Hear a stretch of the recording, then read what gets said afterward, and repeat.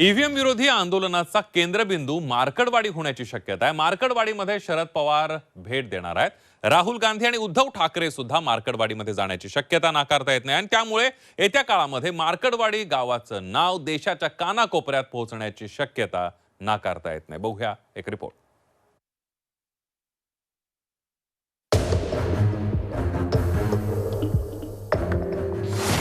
Markadwadi EVM विरोधाचा केंद्रबिंदू। राहुल गांधी मार्कडवाडीला भेट देणार। शरद पवारांपाठोपाठ उद्धव ठाकरे ही मार्कडवाडीला जाणार।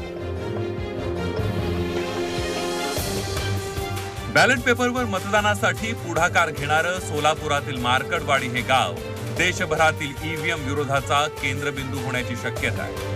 बॅलेट पेपरवर मतदान घेण्याचा प्रयत्न करणाऱ्या गावकऱ्यांना पाठिंबा देण्यासाठी शरद पवार स्वतः रविवारी मार्कडवाडीत जाणार आहेत। राहुल गांधींचंही मार्कडवाडीत जाण्याचं नियोजन असल्याचं काँग्रेसकडून सांगण्यात येत आहे। शरद पवार जाणार आहे, काय राहुल गांधी तिथे जातील का, काय सांगाल? चालू आहे प्रोग्राम, अजून प्रोग्राम झालेला नाही, पण लोकशाही आणि मताचा अधिकार वाचवण्याची जी जबाबदारी आमची आहे ती मार्कडवाडीतूनच जी काही ठिणगी आज पेटलेली आहे ती पूर्ण देशामध्ये पोहोचवण्याचा एक संकल्प काँग्रेस पक्षाकडून केला जाणार आहे।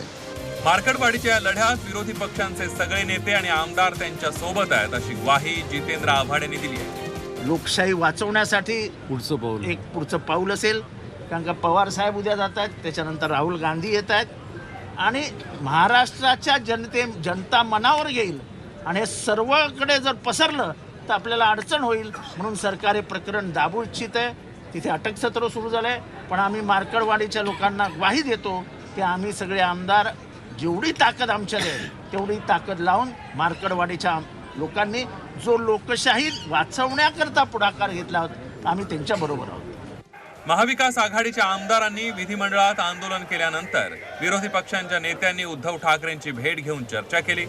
स्वतः उद्धव ठाकरे ही मार्कडवाडीला जातील असं शिवसेना उद्धव बाळासाहेब ठाकरे पक्षाकडून सांगण्यात आलंय। उद्धव साहेब जातील असं मला वाटतं मार्कडवाडीला, कारण शेवटी हा पाठिंबा देण्याची गरज आज संपूर्ण देश पातळीवर झालेली आहे। ज्या ज्या राज्यातल्या निवडणुका होतात, मार्कडवाडीच्या आंदोलनाला देशपातळीवर नेऊन ईव्हीएम विरोधात रान उठवण्याचा विरोधकांचा प्रयत्न आहे। शरद पवारांपाठोपाठ राहुल गांधी आणि उद्धव ठाकरेंनी मार्कडवाडीचा दौरा केल्यास मार्कडवाडीला प्रतीक बनवून ईव्हीएम विरोधी जन आंदोलन उभं करण्याचा विरोधकांचा प्रयत्न राहणार आहे। मनश्री पाठकसह अमर काणे, झी 24 तास, नागपूर।